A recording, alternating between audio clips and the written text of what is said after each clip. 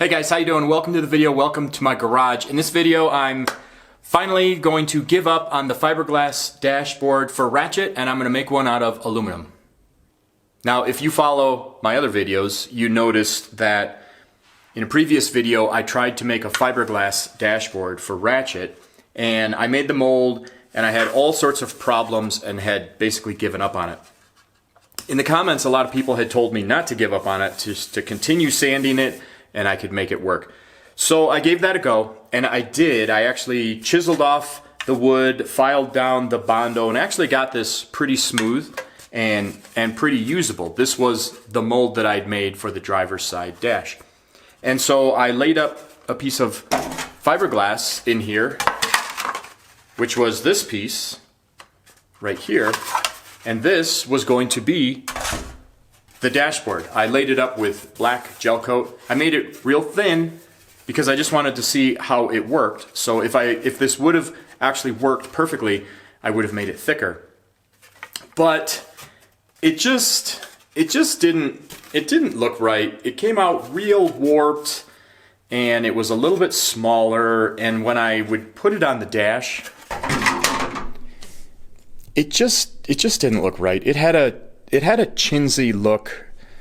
I think because not everything was perfectly true and perfectly straight, and it had just lost too much in translation. So I decided to scrap that. I was happy at least that I got the mold to the point where I could make a piece out of it, but I decided to give up on that, and I moved forward with making an aluminum dash, and that's what this video is going to be about. So I've already did a little bit of work here. I already did the aluminum one on that side just to see how it would go. And now I need to do the aluminum piece on this side, and I've already cut this piece out. This is a piece of the 050 aluminum, and I cut it out using the exact same template that I used to make the fiberglass piece. So these are going to be the same size and all that. These will just be made out of aluminum. But what I need to do now is I need to cut and bend the piece that's going to go straight down here and then turn up and connect with this.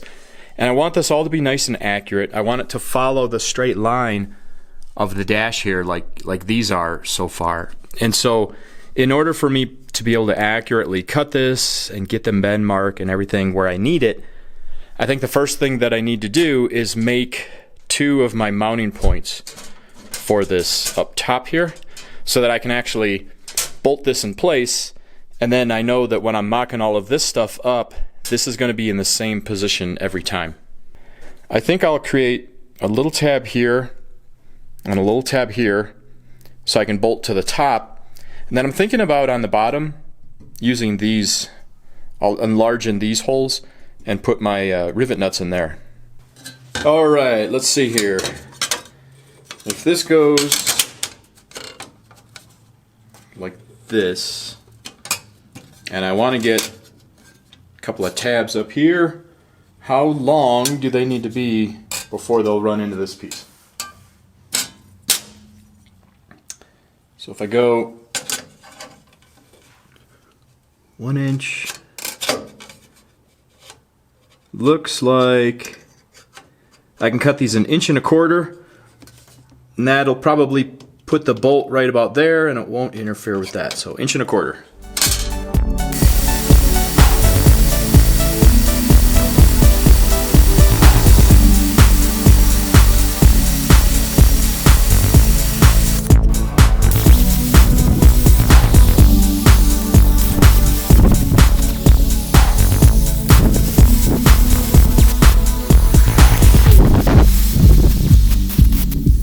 So the stock I'm using here is 1 inch wide.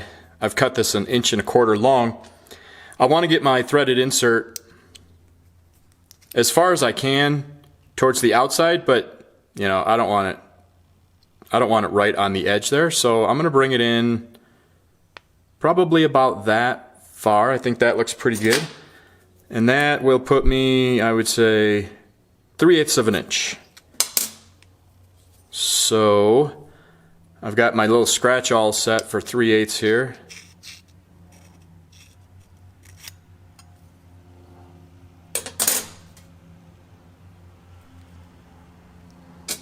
3/8, does that look good? Yeah, I think 3/8. 3/8 looks good. So I'm going to scribe both of them here for 3/8 of an inch. And then I'm going to set this to 1/2 inch so that I can center that mark.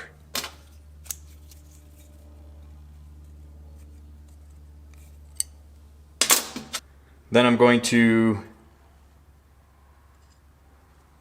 center punch that.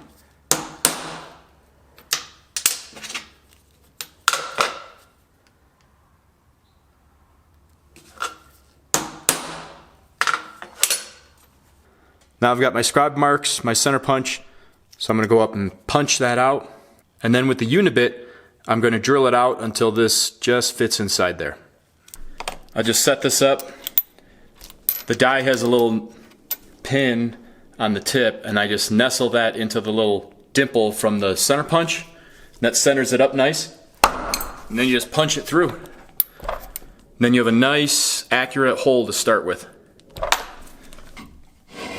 Then I'm gonna drill this out until it's just big enough for that to fit in there.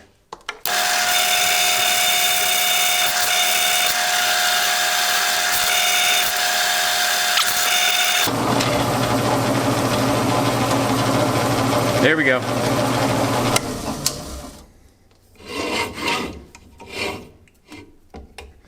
Now that's gonna be like 1,000 degrees.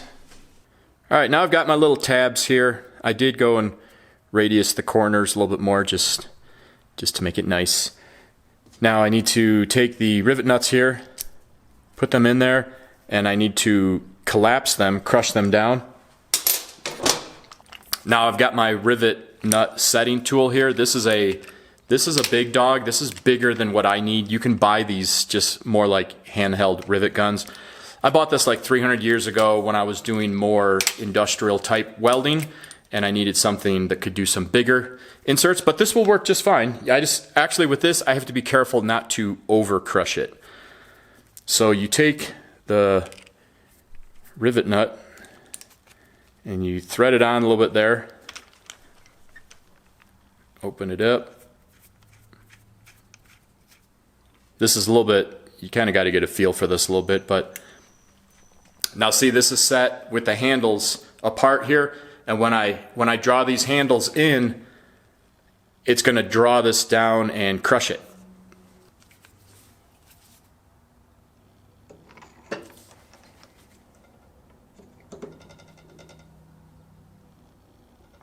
There you go. You can feel when it bottoms out. As long as you stop once it bottoms out, then you won't over crush it.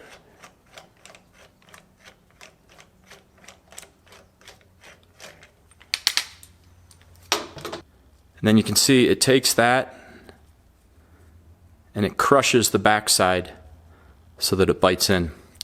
And these are cool. They're real easy. They're real cheap.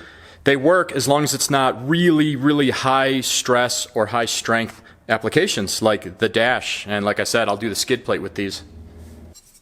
So now I'm setting these up where I want them. I'm using a straight edge here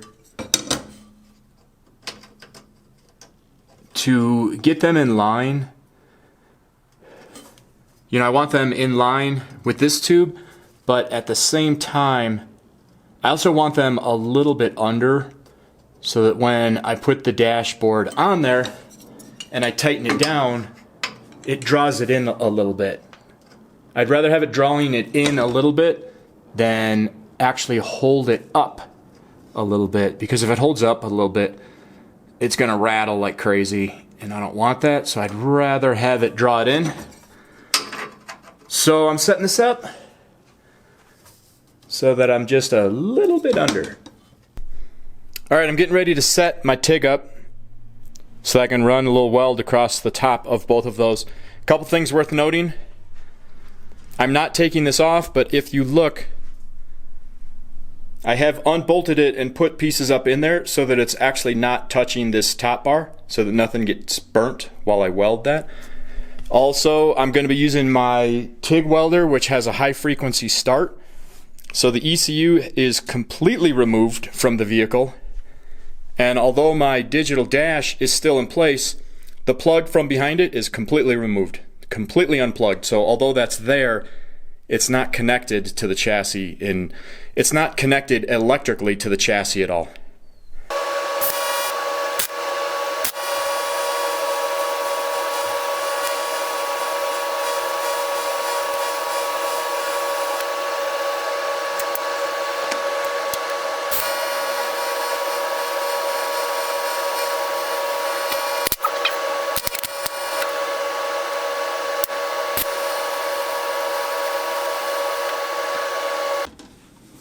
Okay, now that I've got my tabs in there, I'm going to set this up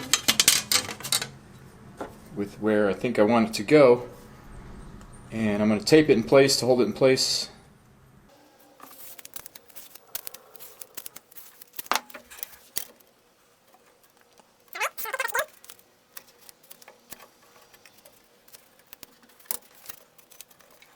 Now I'm going to come up from underneath with the scratch awl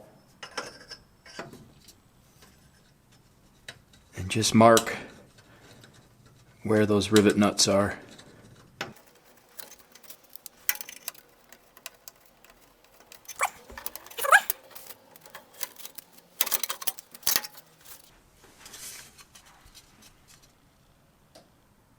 Now you can see one of the marks there, one of the marks there.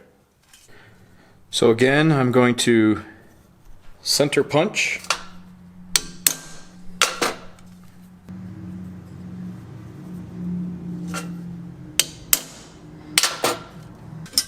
Alright, now I jumped ahead a little bit. I punched and drilled that hole, punched and drilled this hole. Let's see how they line up. They're a little bit oversized to give me a little bit of slop.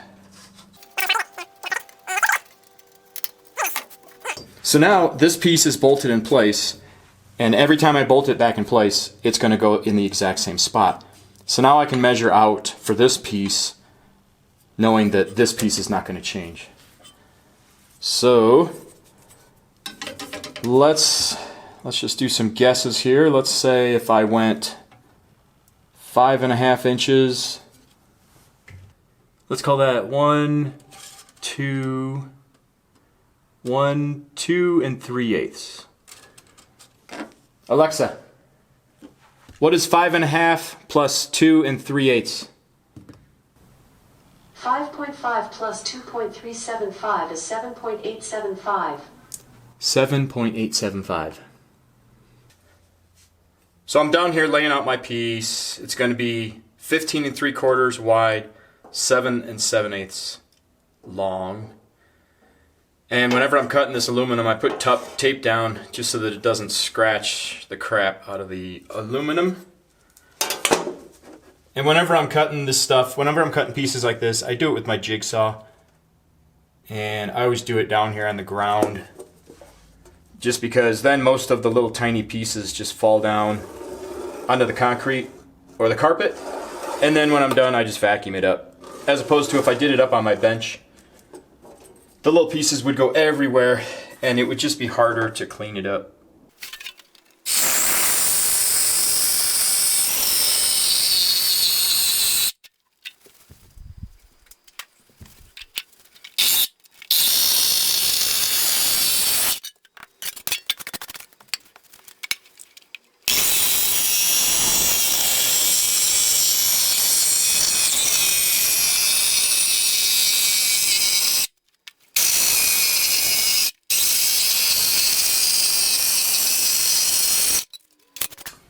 Alright, so this is my piece.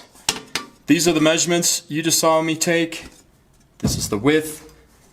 I added my brake line on here and then I cut it in 1 inch just so that when this is in here and I put the corner pieces in here, they're not just perfect 90 degrees. That I didn't think that would look good, so I kick it in a little bit and then they'll be feathered in a little bit. I think that'll give it a nicer look.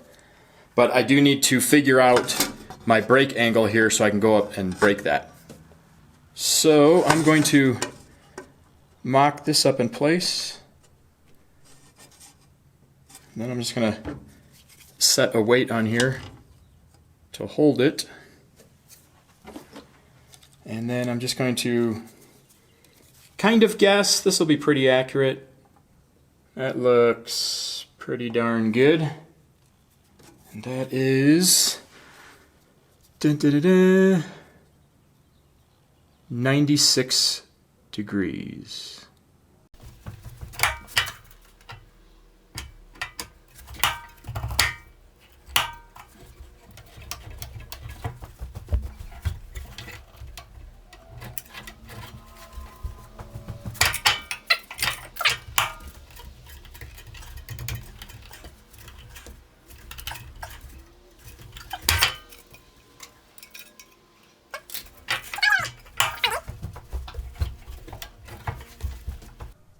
All right, so that's pretty good.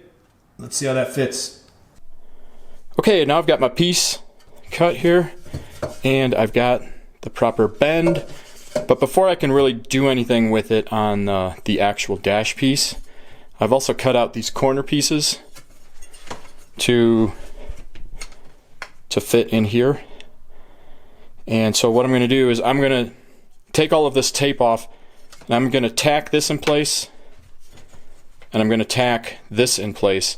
And then with those tacked in place, it'll be a little bit easier to mark out exactly where things need to go on that, and then hopefully I can tack that on.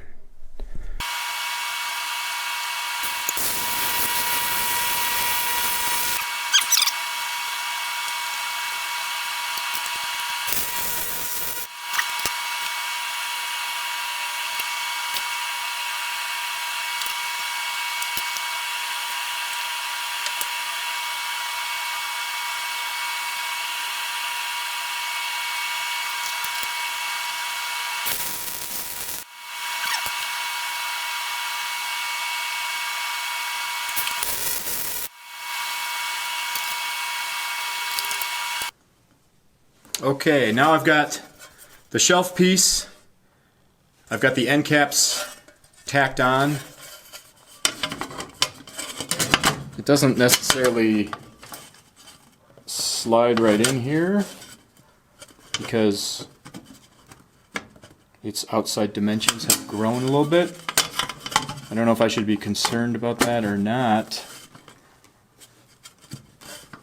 I don't think that's a problem because I'm going to weld it from the back side. I think I'll be all right. I'm gonna take this off, take the tape off, and I'm going to tack this to this. And then I'll just bolt it on and make sure that everything looks good. And if it does, I'll continue with solid welding and everything. If not, I can always break the tacks apart and fix what I need to.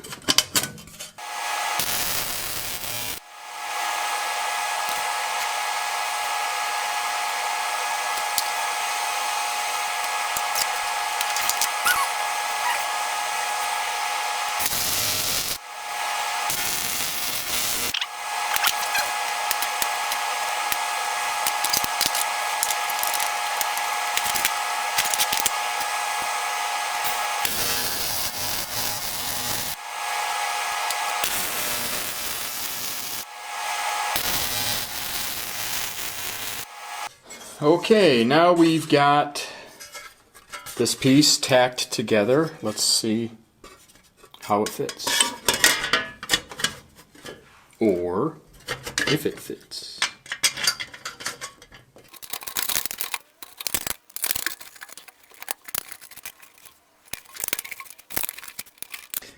Okay, it does fit. It's got a couple things that it's a little tiny bit short here.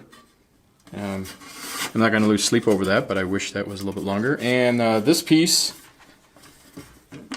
is a little bit, it's about a 1/4 inch off the tube for some reason. I'm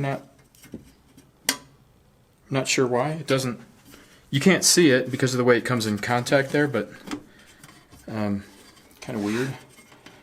But all in all, it looks good. My tabs fit in there, so all that's good. These pieces are straight. That was important. When this is all welded up, I'll need to trim these and trim these just to make them razor sharp. But I think this is good. This is good for solid welding. So I'm going to take this back and I'm going to weld this up, weld these up, and I'm going to see what I can do to weld that without.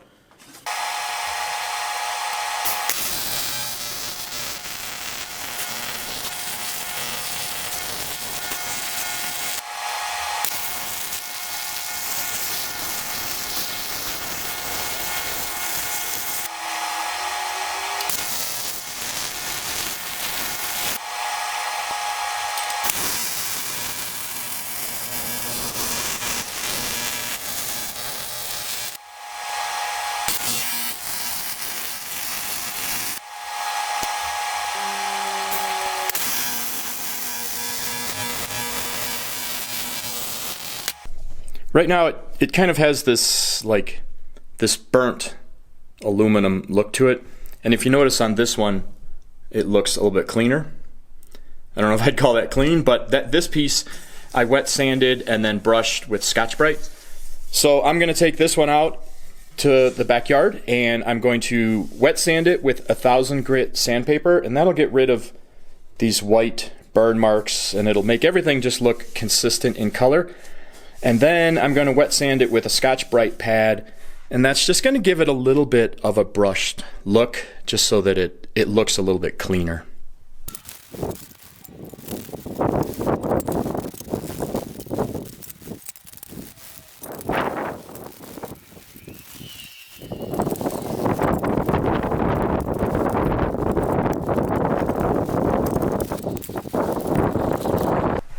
All right, there we go. That's the finished piece.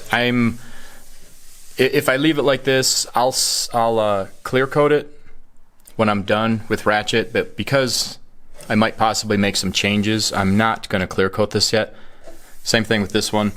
I brushed this one the same way, but I haven't clear coated it yet. I was originally going to weld in pieces to fill these gaps, but I think I decided what I would rather do is have the option to extend this piece. This piece is part of the chassis, whereas this piece is the removable dash. So if I wanted to put like some lights or more switches over here, I could always remake this and fill in this piece and add stuff over there. And it also gives me the option to add it over here for a light or whatever. So I'm not going to fill that in. I'm just going to leave it like it is. I'll be honest with you, I'm glad to finally have the dash done. If you guys watched the video with the fiberglass kabapple, you'll know that I've been working on this for weeks, if not probably months, just here and there. So it's nice to finally have a dash up here, which I like. I'm happy with this. And I can finally move on to other things. So that's it for the video, guys. Thanks for coming along as I bailed on the fiberglass dashboard and went to the aluminum, which I'm really happy with at this point. A lot of people commented up front that I should just make it out of aluminum. It turns out they were right, although I thought having just fiberglass covers on here would be cool, but it just didn't pan out. So thanks for watching the video, guys. I hope it's helping you with whatever you're working on, and I hope to see you on the next video. Take care.